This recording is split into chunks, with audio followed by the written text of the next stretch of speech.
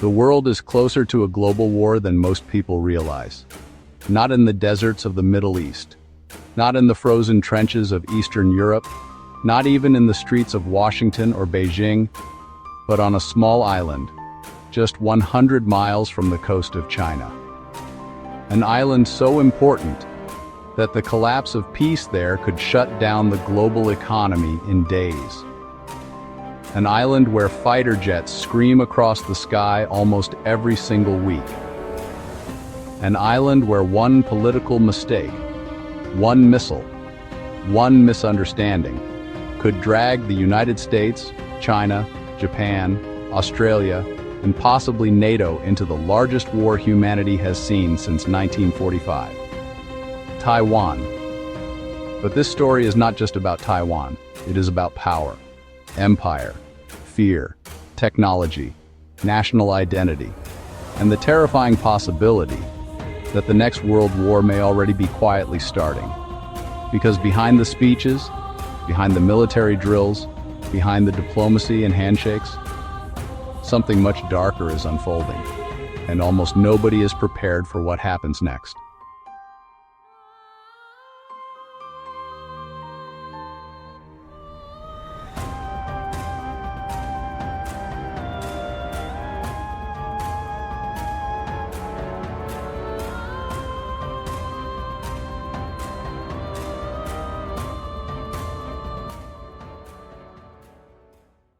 For decades, Taiwan existed in a strange gray zone.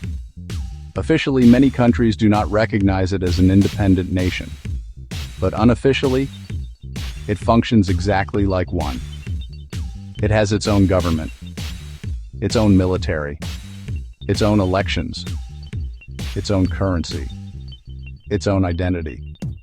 And that identity is becoming stronger every single year. But to China, Taiwan is not a country. To Beijing, Taiwan is unfinished business. A wound left open by civil war.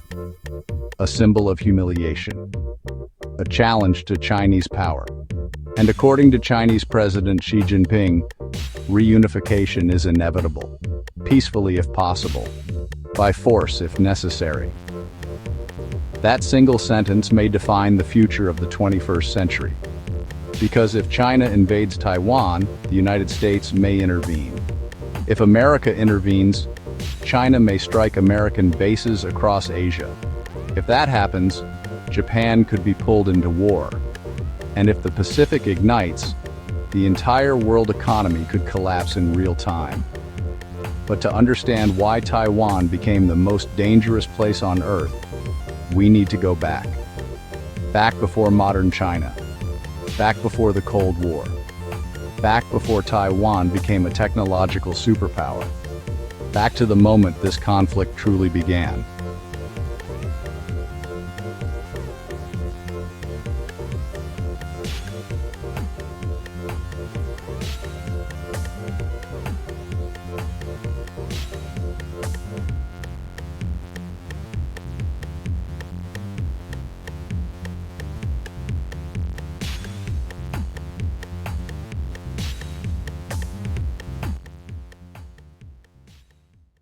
Long before Taiwan became the center of global tension, it was an overlooked island sitting between empires. For centuries, different powers fought to control it. Dutch colonizers, Chinese dynasties, Japanese imperial forces. Taiwan was never just an island. It was a strategic gateway, a military outpost, a trade hub, a stepping stone into Asia. And whoever controlled Taiwan controlled access to the Pacific. That reality still shapes geopolitics today. But everything changed in 1949. That was the year China exploded into civil war. Communists under Mao Zedong battled nationalist forces led by Chiang Kai-shek. The fighting was brutal. Entire cities collapsed. Millions died. Families disappeared overnight. And then, Mao won. Communist forces seized mainland China. The People's Republic of China was born, but Chiang Kai-shek refused to surrender. Instead, he fled. Along with nearly 2 million soldiers, officials, and civilians, he escaped across the sea to Taiwan, and there, a defeated government rebuilt itself. Two Chinas now existed, one on the mainland, one on Taiwan, both claiming to be the true China. And the world suddenly faced a dangerous question. Which China was legitimate?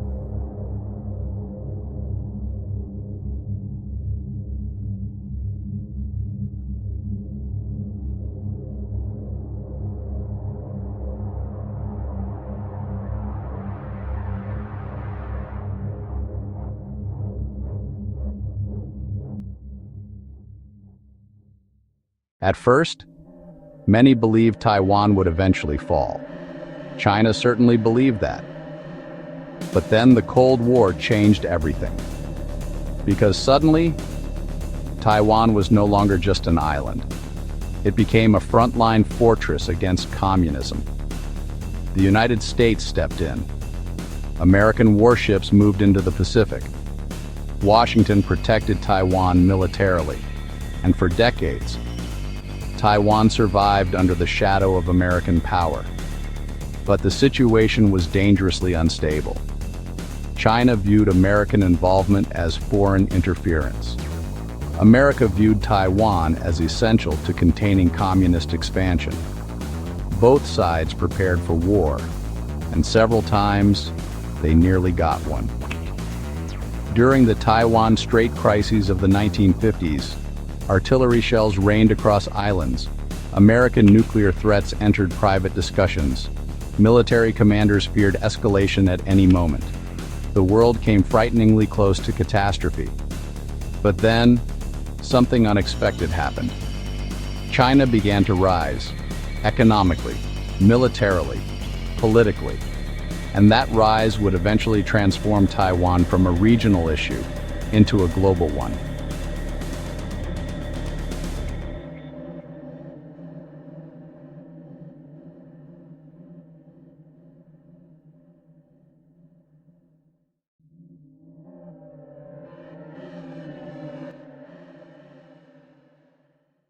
For years, the world believed economic globalization would prevent major war.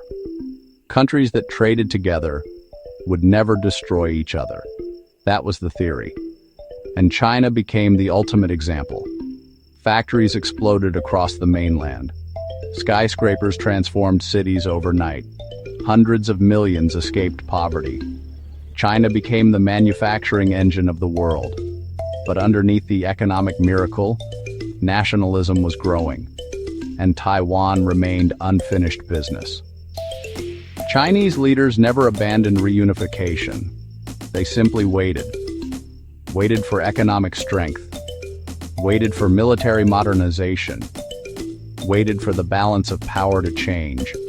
And slowly, it did. China built the largest navy on Earth. It expanded missile systems capable of striking American bases. It developed cyber warfare capabilities, space weapons, hypersonic missiles, AI-assisted surveillance systems. This was no longer the weak China of the Cold War. This was a rising superpower preparing for a future confrontation, and Taiwan sat directly in the center of it. But then, Taiwan became even more important. Not because of geography, because of microchips. Tiny pieces of silicon. Invisible to most people, yet absolutely essential to modern civilization.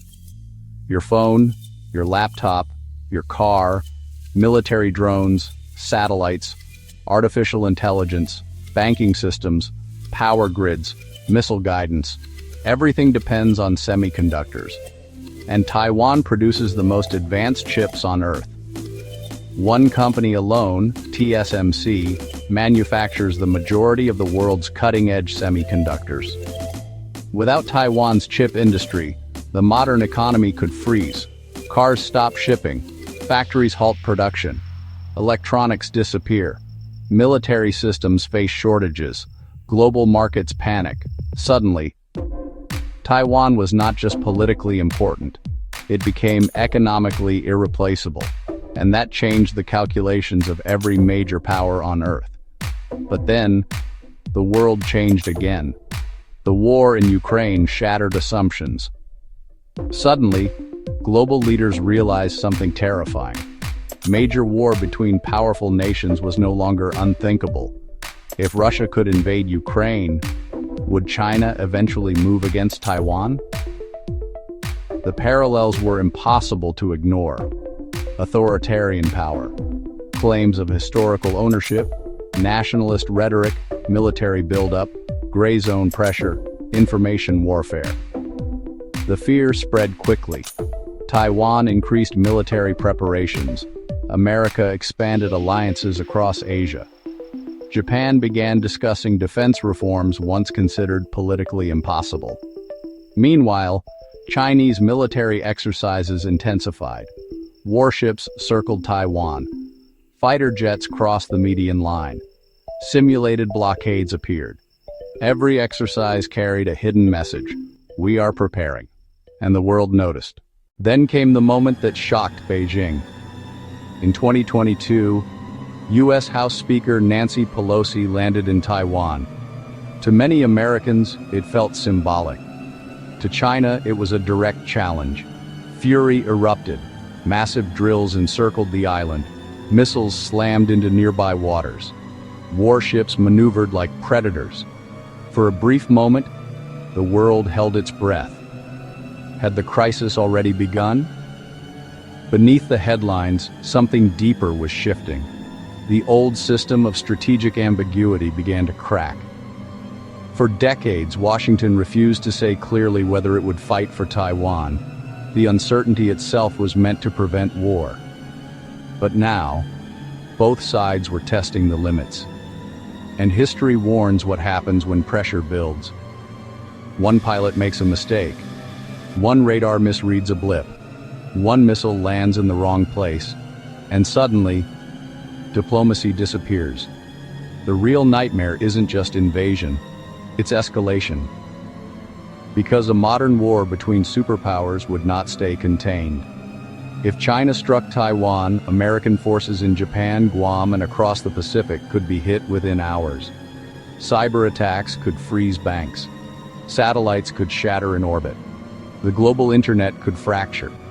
Shipping lanes could stall. And then comes the nuclear question. China has nuclear weapons. The United States has nuclear weapons. Both understand the abyss. But history is crowded with leaders who thought they could control a conflict until they couldn't. World War I began with one assassination. Today, the stakes are even larger. The world is wired together. A war over Taiwan would hit supermarkets, banks, fuel prices, technology, jobs, supply chains, everyday life. The world you know could change within weeks. Military experts have spent years running the numbers on a Taiwan war. Again and again, many simulations end the same way. Catastrophic losses, ships destroyed, carriers sunk, cities damaged, thousands dead in days. But the human cost would go far beyond soldiers. Taiwan is home to over 23 million people, families, children, students, workers, ordinary lives under extraordinary danger. If war came, sirens would wail over a darkened Taipei. Subways would turn into shelters. Hospitals braced in corridors lit by backup power, blackouts, shortages, bombings, displacement, entire urban centers becoming battlegrounds. And unlike past wars, every moment would unfold live across social media. Fear, confusion, grief, live-streamed, the world watching destruction in real time. That psychological shock alone could reshape how societies think, vote, spend, trust, perhaps for a generation. And yet, despite the danger, the world drifts toward confrontation. Because this isn't only about Taiwan, it's about the future balance of power. Will the 21st century belong to the United States or to China? Can two superpowers share influence peacefully? Or is conflict inevitable when a rising power tests an established one? Historians call it the Thucydides trap. Athens and Sparta, Britain and Germany. Now, perhaps, America and China.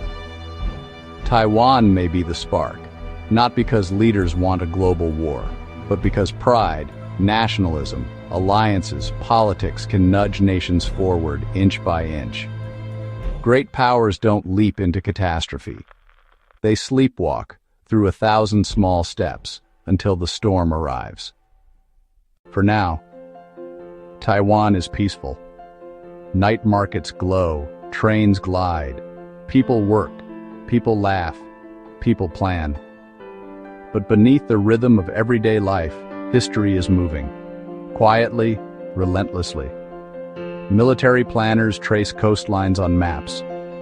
Diplomats bargain behind closed doors. Governments file contingency plans no one wants to use. And in hidden command centers, nations prepare for possibilities they pray never arrive. The terrifying truth is that world wars rarely begin with certainty.